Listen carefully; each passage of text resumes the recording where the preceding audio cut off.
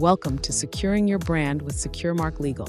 On this podcast, we break down the legal side of branding and protecting your business without the legalese. From trademark, copyright, and contracting tips to real-world case studies, we're here to help you safeguard your business, your brand, and reputation. We are here to help entrepreneurs, creatives, and business owners protect what they've built through smart, strategic IP solutions.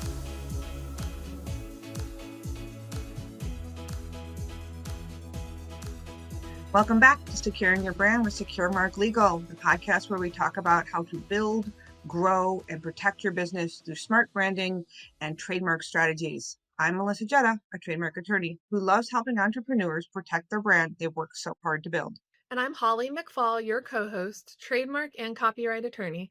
Each week, we sit down with industry leaders, entrepreneurs, and brand experts to explore the intersection between creativity, business growth, and legal protection.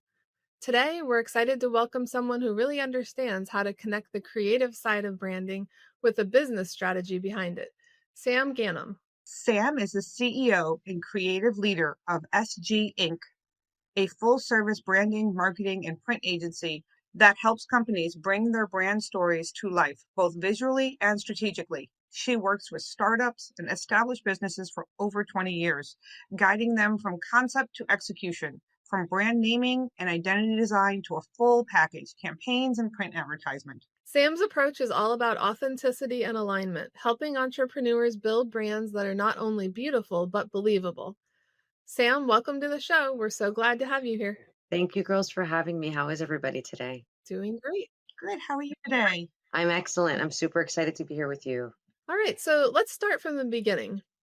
You've built a successful creative agency, SG Inc., and you've been doing this for a long time. What inspired you to start your own company, and how did your background shape the way you approach branding today? So I love this question because it definitely isn't lineal.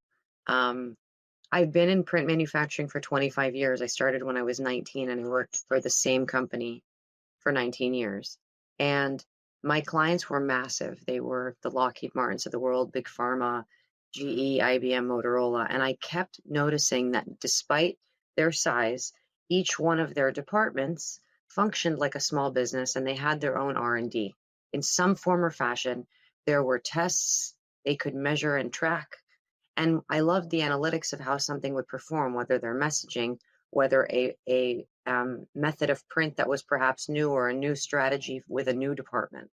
And I just kind of fell in love with being the R&D department for a business of any size. So when I started SG Inc., our foundational pillar is strategy. If you're unwilling to strategize, then I invite you to a very different conversation that has nothing to do with printing, sending, or messaging, because we want you to win, period. And we get to decide collectively what the win means to you.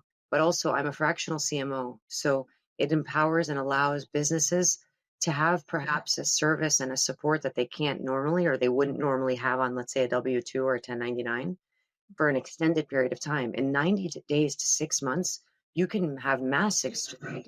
And when you have a cohesive team that understands the play and knows exactly how to get there, and a system to measure that performance, suddenly there's literally nothing you can't do. And so if it's not obvious, I'm still really passionate about it. I love that. I love your passion. I love how your passion comes across. And I love how you understand that a business is not just the visual or the marketing. It's all of that energy behind it. And as a trademark attorney, that's super important to, you can't skip the strategy stage. You can't skip the understanding of the purpose of your marketing and your logo. So you talked about that. When you've got a client that comes to you for the first time, what is that conversation you have with them? Honestly, the main point of the discussion at multiple levels, but certainly in the beginning, is tell me a bit about your clients and the experience that you're looking for them to have. I'm a big story brander, and so it's very transformative. You show up as a guide. When we enter our client or prospect's life, we're a guide. And we meet who wants to become a hero in their own story, which is the client. Bridging the gap of what can happen in a transformation is our zone of genius. Sometimes they don't know what's possible. They just know they have a problem or a pain point. Or they're gathering information. They're in the gathering season of their business and they're like, I want to strategically plan, let's say 2026, right? It's tomorrow. And people are strategizing for what that gets to look like. A huge part of my intake, so to speak, is really a conversation. It's to understand who their clients are. And in a perfect world, that transformation that isn't product or service related. So let's say they're a financial planner. Yes, you want to help them with their financial planning, but what does that mean for them? Oh, it means they're out of debt. What does getting out of debt mean for them? Because I'm a huge believer by training of all these massive conglomerates, what you're selling is belief. You're not selling a product or a service. You're truly selling belief. Look at what you girls do. You're creating a dream for someone. You're honing in on a strength, on something that legitimizes their effort. You're protecting them. But what does all of that mean for them? It could mean the next phase of something great, but it means peace of mind. It means security, right? It means something for their children. And it's not to romanticize, it's to anchor them back in their why, because it gets tough, right? Business isn't easy, it's hard. So a big part of our intake and my passion is to understand why they do the things they do, for who they do them for, to achieve the what. And I'm a big who, not how. So who do they want to work with? Who would support them in their efforts? I have this idea that we're only always co-creating. So I like to co-create with a client, even if it's 15 minutes. Sometimes it's that 15 minutes that opens up something that they never would have considered. So, in your view, Sam, how do you define brand? So I will answer it this way. When we talk about marketing, it's what you say. When we talk about brand, it's how you show up, how you be, right? How you appear. Those two things together form a functioning brand that can create a return, right? A brand is an essence. It is a culmination of how we do one thing, we do all things. And it is a statement. But the truth of the matter is what powers a brand is a backend. And it's something that's lost on many because they look at the external and the aesthetic and they fall in love with it. But if you buy a car without an engine, you physically can't get anywhere, right? Now suddenly you're tracking emotions. You're saying, I made 15 calls. How do I track my results? Or my team went out to a trade show, right? How do I track my intake? That is just as much the brand as is the aesthetic that you see. So on a fractional level, I build the systems that build scalable brands. In other words, the engine and all of the pieces that empower it, i.e. you, to show up with confidence to create a system. So a brand to me is a living, functioning thing that is represented by the back-end system that you, as the creator, essentially are powered by, and the external world sees the aesthetic.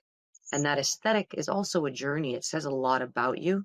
It should say a lot about you. And it should do so from a space of congruence. When you look at it, you should see yourself and you should see your clients, right? I'm a huge proponent of you're not branding a business for you, right? It is about you. It should embody and evoke your values. It should, like burnt orange is part of my branding colors. It's very clear, right? Like it's my favorite, but in little ways, right? Little things. It doesn't have to be necessarily loud, but branding is really how you show up, truly. And whether that's how you show up virtually, how you show up in person, how you show up on your website, how you show up like this. We talk a lot about that with our clients, about that their brand is more than just their logo, their names, their slogans, and then trademarking that brand really protects it's their identity, it's their reputation, it's their customer service, it's how everyone, how all the consumers, how your clients, how your audience perceives you and perceives what you're doing and your purpose, your goals, and what your brand provides to them. And that reputation is what is protected by a trademark on that legal side of the coin. I mean, you help create that brand, but the legal side of the coin is how we protect through a trademark that identity, that reputation, what has been built. It feels like, it kind of comes together. It kind of, melds in the same side, one side of each coin. You've got to build that brand and then you've got to protect that brand. Right. And you've got to power that brand. So a huge thing, which you girls do, you don't leave it up to chance. You research all of the related areas and perhaps it's worded this way or that way. You do a whole view analysis of an idea or a concept, right, that someone wants to trademark. We do the same thing. But the nice thing is if you really invite the audience, and if everyone just pauses for a moment to think, as a human being, we evolve constantly. Your brand should too. I don't mean daily you're switching things around per se, but you give it air. If you look at it like a plant, you give it air, you give it water, you give it light. It's a living thing. So if in 5 years, our businesses have shifted quite a lot, it should be indicative by language we use, the client journey. We've made some mistakes along the way. We figured out a better process. These things are constants, right? It's the same thing back to the car. You maintain the car, you get oil changes, you rotate your tires, you change your battery. Same thing. Same thing. And it's as thorough as what you girls do. I remember when we chatted, you asked questions I hadn't even considered. We talk to clients about that. We talk to them about how their logo is going to evolve. That, you want to give your logo space for that. You want to give your brand space for that evolution.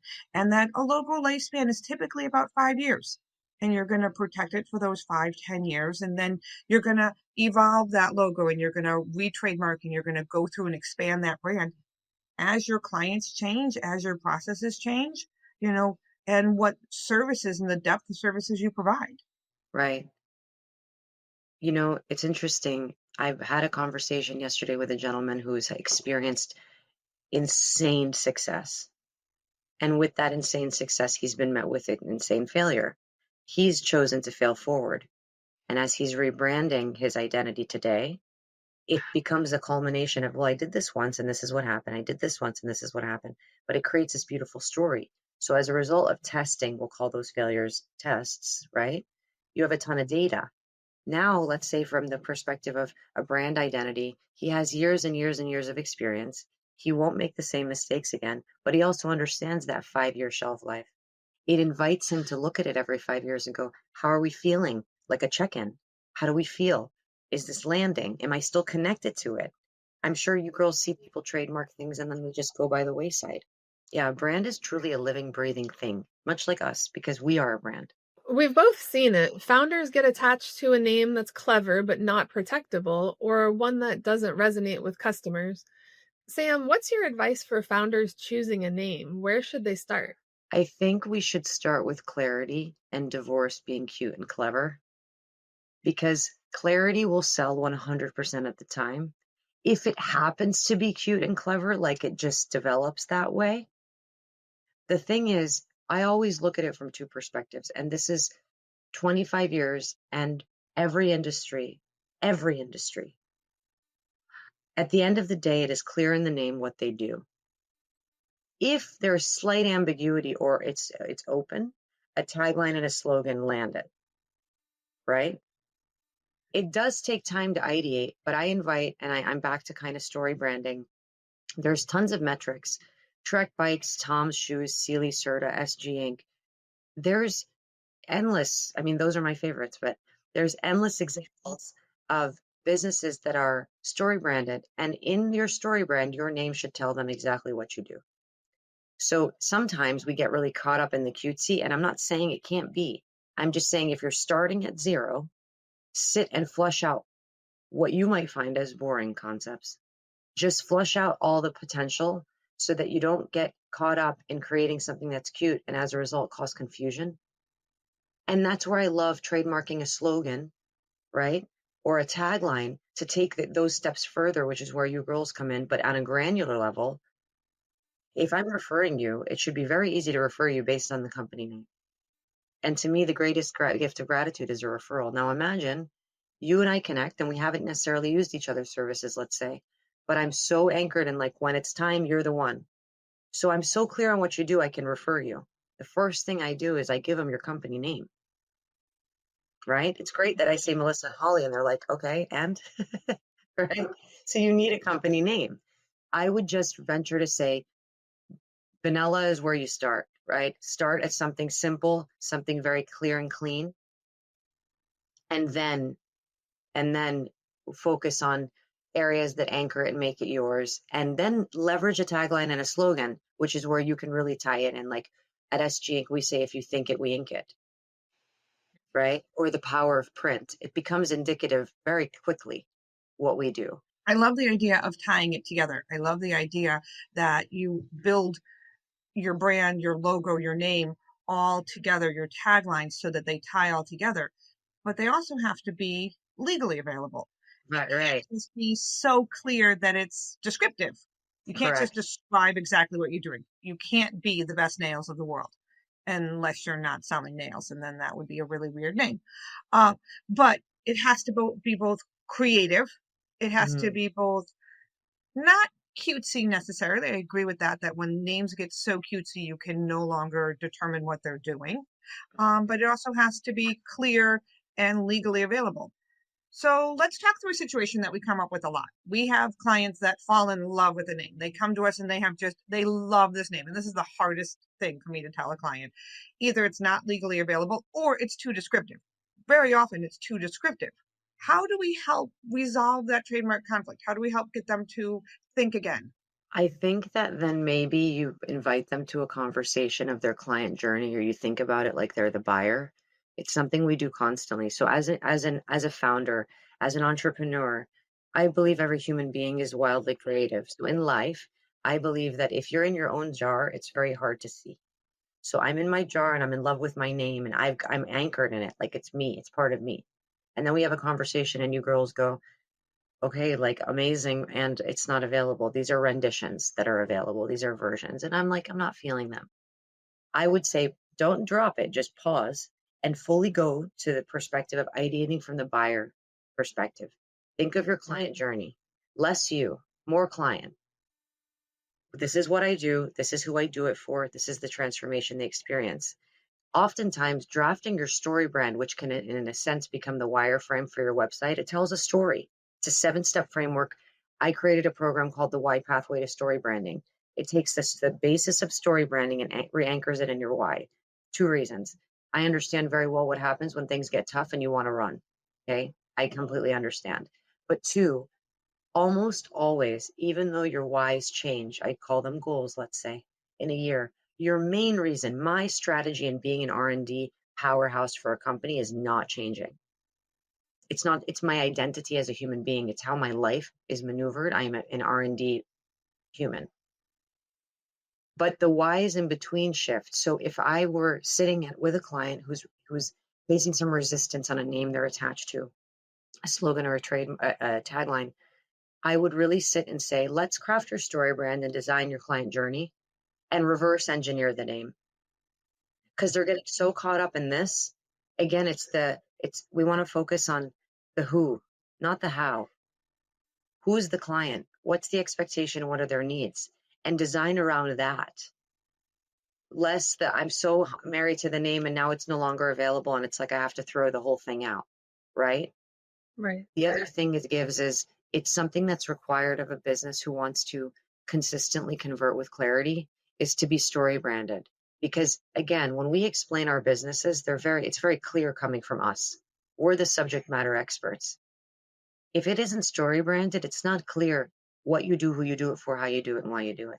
Right. So it's painful when you're attached to a name and realize that you need to change it, but it's far better to find out before you've spent thousands of dollars on branding and packaging. For sure. For sure. Plus to me, even if it's a little bit taxing, I would not really use the word stressful because I'm not into that so much these days. But I'd rather, again, do the R&D in the beginning.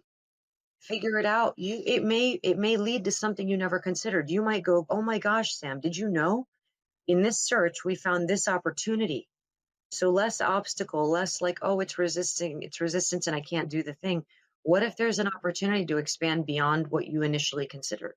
Right. And it becomes even better than it was before. Yeah, for sure.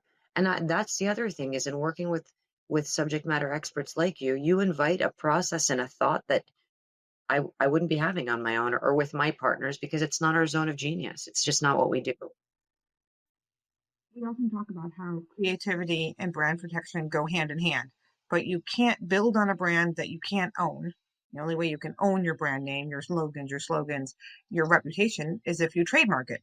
And that trademark adds so much value to it. But you can't build this brand without the creative thinking behind it and understanding what it is. So they really go hand in hand. We often say that your brand is your business's most valuable asset. It may even be more valuable than the product or service you're providing, because it is what makes your business, your reputation, and everything around it. And without building that brand and knowing what that brand is and how the consumer relates to that brand, you're not building something you can build upon. You're not creating something that has a strong foundation. And that's where the trademark protection comes in. And that's where your brand identity comes in. Your brand story is all part of that together. Yeah, so Sam, you've worked with clients through this trademarking process. How do you explain why trademarking matters, even for startups that are just starting out? I look at it like the insurance policy you think you'll never need, A, or two, when we're in that phase, everything's suddenly a priority. So it's one of those like, I'll get to it. I had a personal experience where I woke up at 2 o'clock in the morning and wrote a tagline down. And I know this because I woke up in the morning and I was like, what's that? And then I was like, that's so good. I love it. And I just started using it because it was like the 17th thing on my list. Well, sure enough, it's not available. And then I found out that it's trademarked in my town. Wow. Right? I mean, everyone was cool about it. It was all good. But I'm just saying, you think about it's like I'll get to. Well, when we have insurance policies and bumpers, we never need them. Like from a defense perspective, but from an offense, like there's so much opportunity around. And when you design a brand, when we talk about printing and messaging, I do not I'm not an ambassador for slap your logo on everything that is printable and that's your brand. Using a tagline, using a slogan, using a story, using acronyms, sayings, things that people know, like it's you, that's your thing. Printing those things, anchoring those things in your message, that's how you know that your brand is creating a buzz. It's a healthy form of brainwashing. Think Nike, Let's right? do it. Right. So they've been around as long as I've been alive, right? If not longer. And I didn't actually study them when I got my master's. I fell in love with them. And then I did a comparison in my capstone course of the RIM software, which is the BlackBerry software. And I would love to bring Blackberries back, by the way. You and my sister-in-law. And Apple, yeah, an Apple, and a closed system and an open system. And what I learned along the way was they're talking a lifestyle and a way of being. That's a brand. Getting so caught up in the logo and the taglines and so forth, and protecting them for your use now and in the future, to me, anchors it. You own it. It's yours. You have your X number of years in developing. And what happens is that I almost feel like it obligates a person. This is at least how I think. I've spent the time, the money, the energy. The ROI for me is return on involvement. So I'm sitting with you and I work with you to trademark these things. And you say to me, based on all of this, it's a good 5 years. We should come back year 5 and re-energize, rejuvenate, look at it from this or that perspective. To me, it holds me accountable to do so. So it's not forgotten. Because so many times I've seen people spend over $60,000 on their brand package and they don't even know how to use it. Right? That's a college tuition. That's a lot. Yep. So I believe that having all of these insurances, A, protect us, but 2, invite us to another way of thinking in that this thing is a living, breathing being. It's not a one-off. It's not a task, check, done, and you move on. It may seem that way, but it is something that, and through your support, because you maintain the relationship as well, right? It's not a transaction with you girls at all. Continue to grow with we always like to say that we become part of your team with that growing process. But talking about that company as they grow and they're established, they've got their story, they've got their beginning. Now, how do they grow and scale that? I love that you put grow and scale in the same sentence, because I think today this buzz of scale and people don't really know what it means. And there's 2 things. I'll answer it in a way that I feel is resonant to my life. We're constantly having scaling conversations and we're constantly having exit interviews. Well, before we exit, we need to enter. So let's not worry so much about future forecasting and let's think now. A brand, being a living, breathing thing, has what I call legs. It grows. It becomes a way of being. From the Nike perspective, The just do it, the most powerful word in the just do it is just. It's not do and it's not it. And so they tie in the just to their way of being. Now, if we don't relate to Nike because they're literally a lifestyle by themselves, and we go to something as simple as SG Inc., right? Our clients are huge, but we are technically a small business enterprise and a woman-owned business, right? When it comes to the varying taglines that we use, we're telling a story, and it allows us to grow our reach because businesses can be seasonal and cyclical, and it empowers you to be able to say something at a certain time to attract or connect with a particular client. So by that, you end up growing your reach. We are not lineal beings. Not a single person I know, even if they have one product, sells only one product because the experience is variable. Yeah. Right? The experience is variable. So for me, having all of your brand identity, your brand guide, trademarked and executed properly, powered by a CRM, powered by SOP, a functioning motor to your vehicle, allows for things that you can track and measure. So you have performance analytics, builds confidence, so you know how to show up in the world. And it also keeps you accountable to come back and give the thing water, sun, and air. Right? I just can't say it enough.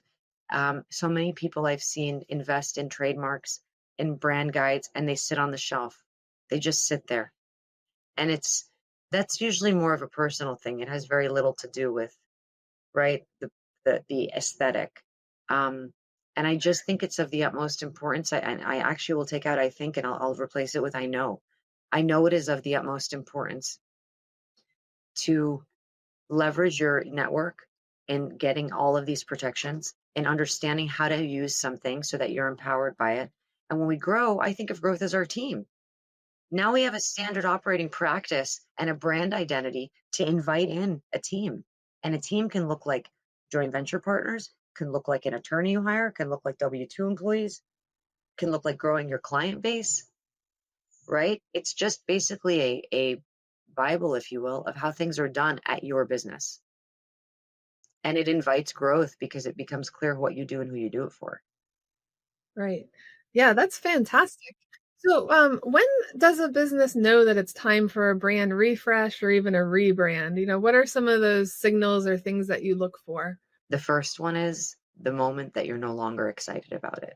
I don't have an analytic for it. If you do not have a visceral reaction, and what happens is if you don't have a visceral reaction, that kind of, I hate to say, but like that ick, that kind of just like, I'm unattached and I'm indifferent. That's exactly what you're projecting. Now, do I 100% of the time? No, but give me a solid 80. Give me a solid 80% of the time. You love the concept of what you've created. And when you love it, other people love it because what do? They literally hone in on your belief. So if I'm not excited, and I'm not talking about a sale now, I'm talking about a way of being. Mhm. If you're not excited about it, I'm not excited about it. If you're really flat and indifferent, that's exactly what you're projecting. And I don't care if it's the most boring thing in the world, like insurance. You're just like, okay, we have to have it. It's not sexy. And the brand is you and how you create that experience for your client. So the moment that you no longer feel a visceral connection to the effort, it's time for a refresh. By the way, a refresh can be the simplest thing. It can be a change of a font style. It can be a change of a color. And it has nothing to do with the font style or the color. It has to do with how it makes you feel. So you're better empowered to show up in the world more excited to do the dance with your client, right? To do the thing. And the second thing I'd say is, in general, when we show that we are rejuvenating something, we reinvest in something, it shows the outside world that this thing must be viable because, they're putting money in it. They're putting time in it. They're putting effort in it. So if after 5 or 10 years, you haven't revitalized it, it's time from the client perspective. And I use refresh very lightly. 1% shifts, a friend of mine, Christine, says it. 1% shifts are so fun. A 1% shift and a 1% dial in, engage a seasonal color palette. There you go. Go from fall to summer. Have one shift. That's it. Design companies do it all the time, and we think it's because they're design companies. It's not. It's because they want to remain relevant in a given time, right? Mhm. I love that evaluate. I love that concept of maybe like a 1% shift, a little bit of evolution. You're evolving with your company. You're not doing a complete rebrand, which almost seems too much, but you're still keeping it exciting. You're still keeping it intentional. You're still keeping it on brand. And that allows you to kind of reconnect almost with your own company again by creating a bit of a shift, something else to evolve with the company and the brand. This allows you to stay current, not trendy, but current. It allows you to make a little bit of a change that keeps you engaged. That's such great advice, to really stay engaged with your company, with your brand, and with your consumer, with your clients. That is a lot of inspiration. You have been amazing to talk to today. Thank you so much for starting this conversation and talking to us about what our brand really is. You really have given us a lot to think about beyond what our brand is, beyond what our company is and who we are, really what our story is and what we're trying to speak to our consumer about, what we're trying to talk to our clients about. It's been a ton of tips, a ton of real advice, a ton of inspiration for us too. Thank you, girls, so much. And thank you for all that you do for us, for our community. You girls are just wonderful. Thank you so much. And for our listeners, you can connect with Sam and learn more about her work at thinksginc.com or find her on LinkedIn. Yes, or if you'd like, my personal Instagram is at SamWGhanem, and on YouTube, I am Sam Ghanem. It has been wonderful talking to you about building a brand, about why reviewing trademark strategies are important, why reevaluating even just 1% is always a great way to look at it. Until next time, don't wait until there's a problem. If you have something is concerning about your brand, contact us so that we can talk about it and build it from the start. Thank you, girls. Thanks for watching. Be sure to hit that like and subscribe button and leave us a review in the comments.